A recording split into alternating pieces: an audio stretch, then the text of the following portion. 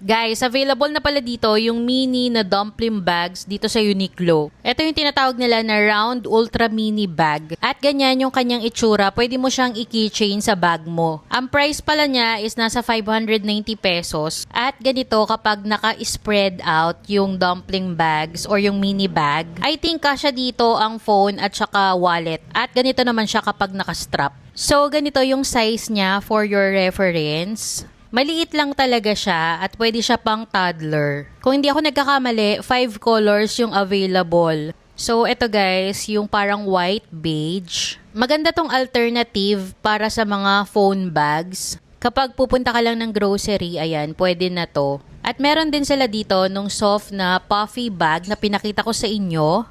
At nung parang para satchel ng Beyond the Vines. Ganito naman yung kanyang itsura. Kasyang-kasya dito ang laptop kasi sobrang laki niya. So, ayun lang guys, buyers!